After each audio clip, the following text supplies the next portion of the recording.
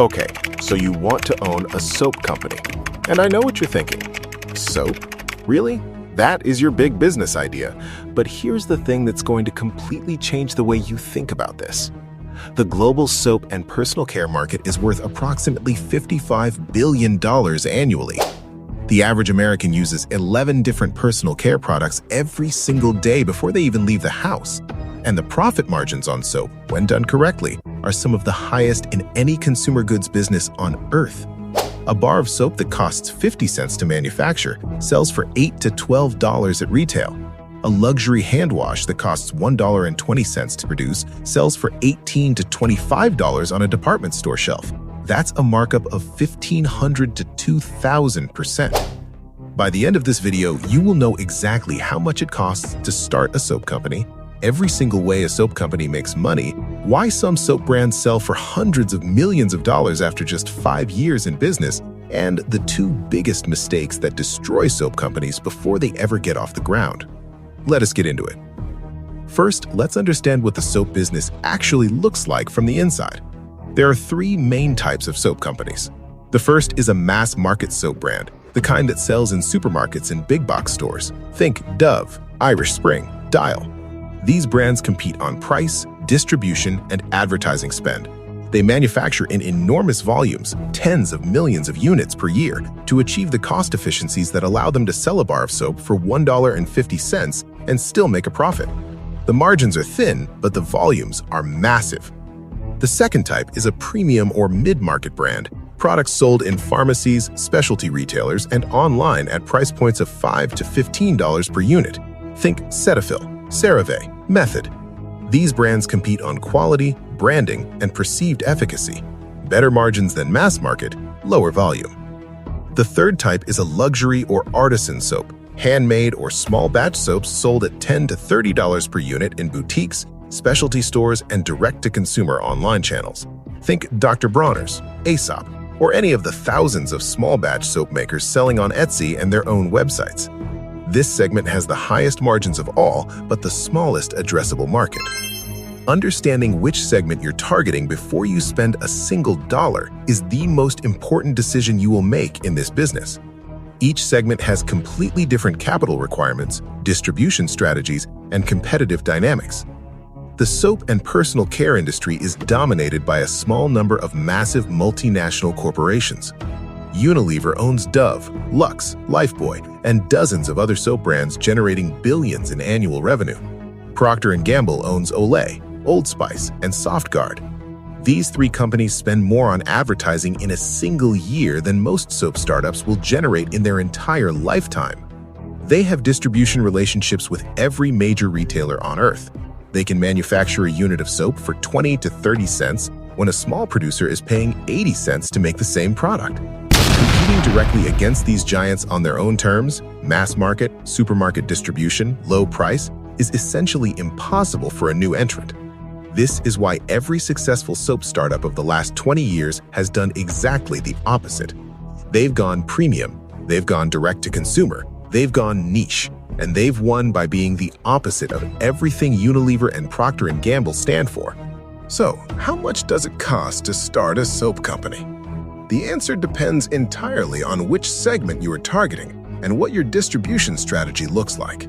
At the absolute minimum, you can start an artisan soap business from your own kitchen for under $1,000. Basic soap making equipment, molds, a scale, safety equipment, mixing tools cost $200 to $400. Raw materials for your first batch, oils, lye, fragrances, colorants, and preservatives costs another $200 to $400. A basic website and brand identity costs $100 to $500 if you do it yourself. This is the Etsy seller model, and thousands of people start here every year. The problem is that this model has a ceiling. You can only make so much soap by hand. Your cost per unit stays high because you cannot achieve any economies of scale. Your distribution is limited to online direct sales and local markets. You will struggle to grow beyond $50,000 to $100,000 in annual revenue without fundamentally changing your business model. To build a real soap business, the kind that generates millions in revenue and can be sold for a significant multiple, you need to invest at a different level. A proper small-scale commercial soap manufacturing setup costs $50,000 to $200,000. This includes commercial mixing equipment, filling and packaging machinery, quality-controlled testing equipment, and compliance with FDA cosmetic manufacturing regulations. You need proper product liability insurance, approximately $2,000 to $5,000 per year. You need proper packaging design. A professional label and packaging design project costs $5,000 to $20,000. You need initial marketing and brand building. A realistic first-year marketing budget for a brand trying to gain traction is $20,000 to $100,000. Add it all together, a serious soap brand launch at the premium or mid-market level requires $100,000 to $400,000 in startup capital. Once you're operating, here are your monthly costs. Raw materials are the largest variable cost. The main ingredients in soap: vegetable oils, sodium hydroxide, fragrance oils, essential oils, colorants, and preservatives cost approximately $0.30 to $1.50 per unit, depending on the quality and type of soap you are producing. Packaging, bottles, bars, boxes, labels, costs another $0.20 to $0.80 per unit depending on package type. Manufacturing labor, either your own time or paid employees, adds $0.10 to $0.50 per unit at small scale, dropping significantly as volume increases. Total cost of goods for a premium bar soap, approximately $0.60 to $2.80 per unit. For a premium liquid hand wash, approximately $0.80 to $3.50 per unit. Fixed monthly costs include facility rent. A small commercial production space costs $1,500 to $5,000 per month. Utilities run $500 to $2,000 monthly. Staff salaries for a small team of 3 to 5 people run $15,000 to $35,000 per month. E-commerce platform fees, payment processing, and shipping costs add another $2,000 to $8,000 monthly depending on order volume. If you're selling through retail, retailer and distributor commissions and retailer margins will take 40 to 60% of your retail selling price, meaning on a bar of soap retailing for $10, you, as the manufacturer, might receive only $4 to $5 after the retailer and distributor take their cut. This is why direct-to-consumer, selling directly through your own website and cutting out the middlemen, has become the dominant strategy for premium soap and personal care brands in the last decade. Now, let's talk about where the real money is in this business. The first and most obvious revenue stream is product sales, selling soap directly to consumers through your website, through retail channels, or through subscription boxes and gift sets.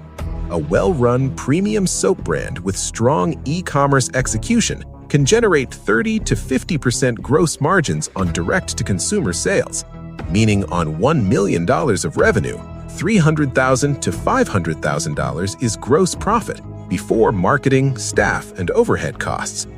The second major revenue opportunity is retail distribution, getting your products placed in Whole Foods, Target, Sephora, or specialty boutiques. Retail placement dramatically increases your brand's visibility and can multiply revenue very quickly. But the economics of retail are brutal for small brands. Retailers demand 50% margins, charge slotting fees of $5,000 to $20,000 per product per store to give you shelf space, and require promotional trade spending. Many small soap brands have gone bankrupt trying to scale too quickly into retail without the capital to support the working capital requirements. The third and most lucrative revenue stream for a successful soap brand is the exit, selling the business to a large consumer goods corporation. Unilever, Procter & Gamble, L'Oreal, and private equity firms are constantly acquiring indie personal care brands.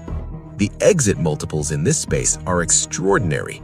A soap brand generating $5 million in annual revenue with strong growth and clean financials can sell for $15 to $30 million, a 3 to 6 times revenue multiple. A brand doing $20 million in revenue with a strong direct-to-consumer presence can sell for $60 to $100 million.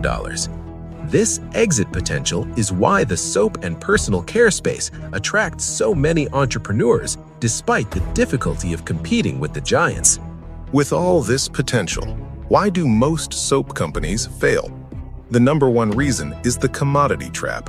Most new soap entrepreneurs start by making a product that is not meaningfully different from what is already on the shelf. Lavender and shea butter soap, coconut oil body wash, tea tree face soap. These products exist from hundreds of brands already.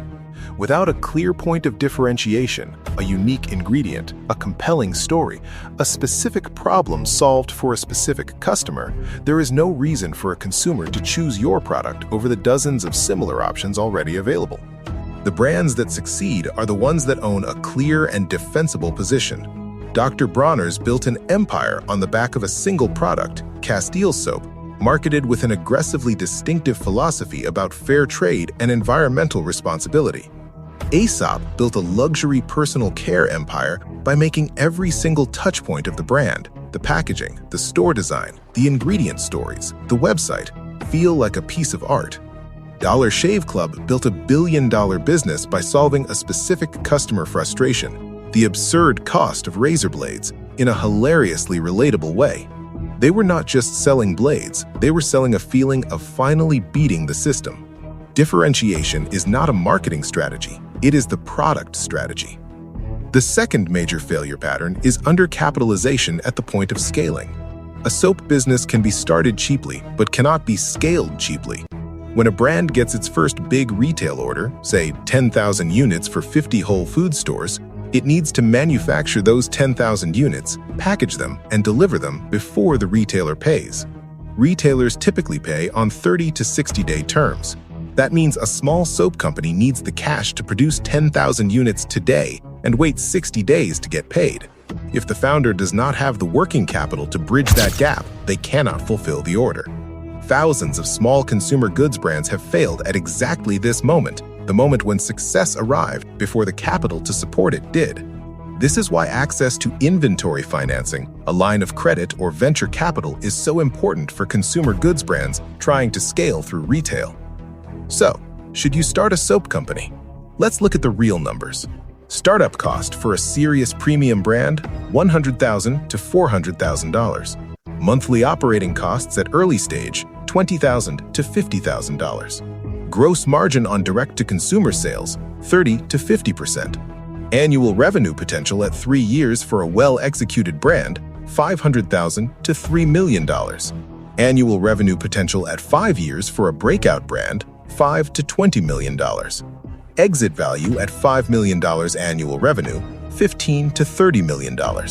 Exit value at $20 million annual revenue, $60 to $120 million.